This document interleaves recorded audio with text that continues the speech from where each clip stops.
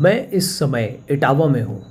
उत्तर प्रदेश का वही इटावा जो राजनीतिक दृष्टि से फेमस है, लेकिन यह अब धार्मिक स्थल से भी फेमस है। इटावा में स्थित है सिद्धपीठ माँ कामाख्या मंदिर। हालांकि इटावा यमुना नदी के किनारे बसा हुआ है और इटावा जनपद बहुत पुराना है और इटावा से माँ कामाख्या मंदिर को जाने के लिए आपको 6 किलोमीटर का सफ़र तय करना पड़ेगा। यह वह कामाख्या मंदिर जहाँ पर सभी की मनोकामना पूरी होती है। आइए आपको ले चलते हैं इटावा से 6 किलोमीटर दूर कामाख्या के लिए। भरथना रोड पर भरथना चौराहे से जब आप निकलेंगे तो पहुँचेंगे चित भवन चौराहे पर। यह आप देख रहे हैं चित भवन का चौराहा है और यहाँ से तकरीबन आप 4 किलोमीटर इटावा पीछे छोड़ आए हैं और यहीं से लगभग 1.5 किलोमीटर का सफ़र चित भवन गाँव का है। यहाँ से आप चित भवन गाँव पहुँचते हैं तो वहाँ आपको माँ कामाख्या के दर्शन होंगे। यह गाँव चित भवन हालांकि बहुत पुराना गाँव है और यहाँ पर सिद्धपीठ माँ कामाख्या देवी की स्थापना है।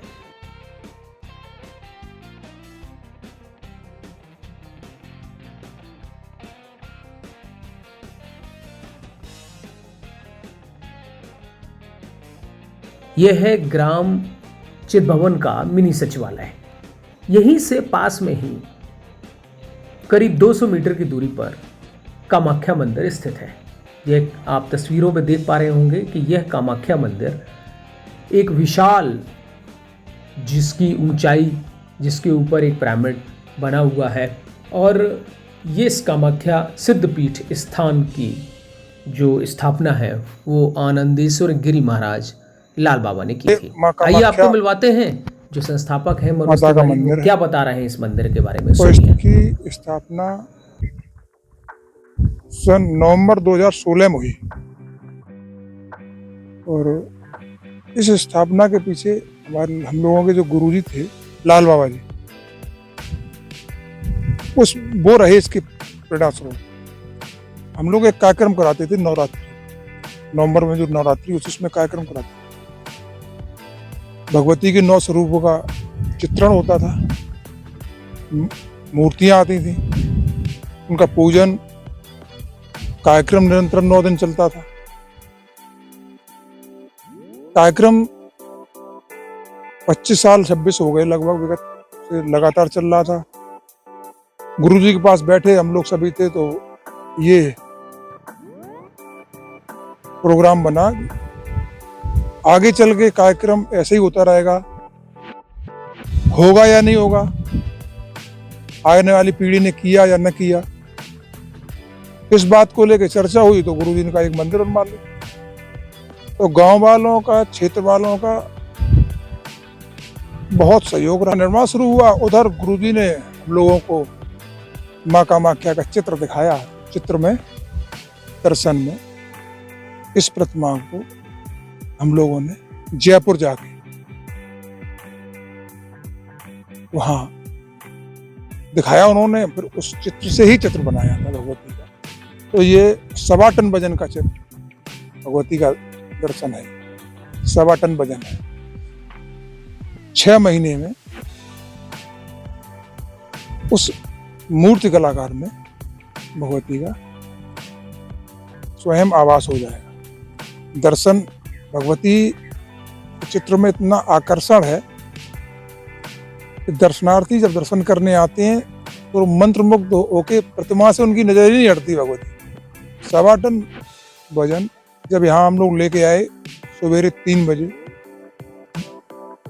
4 व्हीलर से, मैक्स गाड़ी थी, इसमें प्रतिमा ही थी खाली, हम 2-3 लोग थे, दूसरी गाड़ी में और थे। तो यहाँ प्रयास तो किया था हम लोगों ने उठाने, लेकिन अब इसे लोग माने या न माने, लेकिन भगवती का जब आवाहन किया, अगरबत्ती लगाई तो बड़ा आसान तरीके से प्रतिमा को लोगों ने उस स्थान पर पहुंचा लिया। कार्यक्रम तो यहाँ 2 ओपन नवरात्रि होती हैं, 2 गुप्त होती हैं। गुप्त नवरात्रि में भगवती का तो चंडी होता है। अक्टूबर वाली नवरात्रि में विशाल कार्यक्रम भंडारा विगत वर्षों से चला आ रहा है। अब पिछली वर्ष से कुश्ती दंगल का भी आयोजन होने लगा। सप्तमी के दिन, और बाकी 9 दिन इसी वर्ष कई वर्ष से रासलीला हो रही है। कभी राम कथा, रात में, दिन में भागवत, ये कार्यक्रम निरंतर 9 दिन चलते हैं। बाकी 15 नवंबर को भगवती का स्थापना दिवस हम लोग मनाते हैं, उस दिन भी कार्यक्रम होता है। फिलहाल वर्ष में काफी कार्यक्रम यहाँ चलते हैं और नवरात्रि में मेला भी लगता है।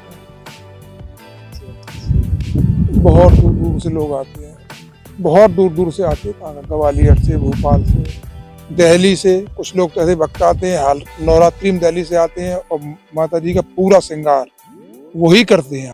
यहाँ सवेरे मंगला आरती होती है, 8 बजे आरती होती है, शाम को सूर्यास्त के पहले संध्या आरती होती है, 8 बजे शयन आरती होती है, दिन में माता जी का प्रसाद बनता है, शाम को भी भोग लगता है। उसके बाद काफी लोगों ने यहाँ सुना है 12 और 11 के बीच में भी आरती होती है।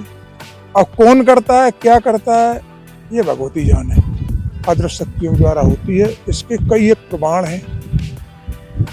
और किसी को अगर ऐसा अनुभव करना है तो एक आध हफ्ते यहाँ रुके रात को, उसको एहसास। जैसे अब हम कभी कभी नहीं यहाँ होते हैं, हमारे पुजारी जी महाराज जी हैं तो भगवती की सेवा करते हैं।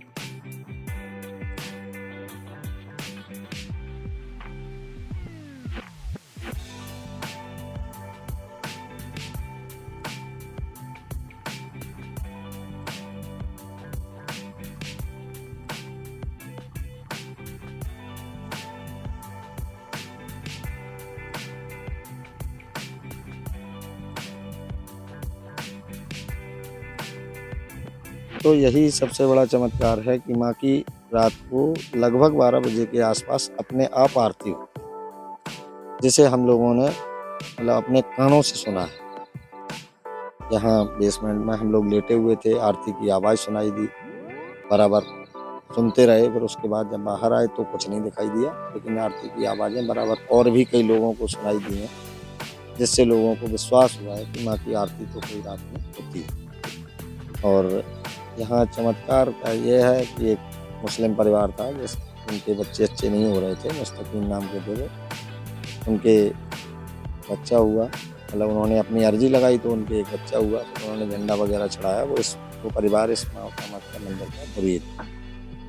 और किसी की शादी के लिए भी लोगों ने अपनी अर्जियां लगाई तो वो भी शादी वादी सभी निपट गई हैं। और नौकरी के लिए भी जो मतलब जैसी भी मनोकामनाएं मांगता है लगभग समय पूरी हो जाती हैं।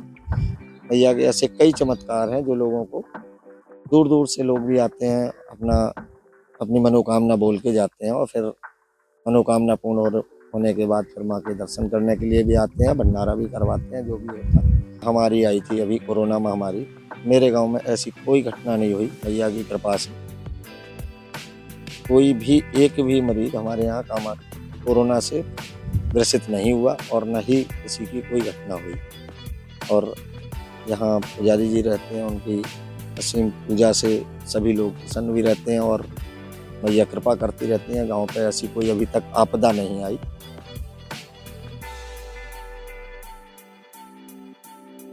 तो कई तरह के होते हैं और कुछ कुछ अनुभव ऐसे हैं वो हम अपनी वाणी के द्वारा व्यक्त नहीं कर सकते हैं।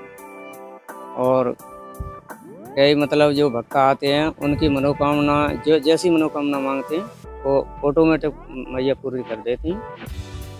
और कई मतलब घटनाएं होती हैं, रात में भी चमत्कार होते हैं मैया के, और अदृश्य शक्तियाँ आती हैं यहाँ पे, हर कोई उनके दर्शन भी नहीं कर सकते हैं।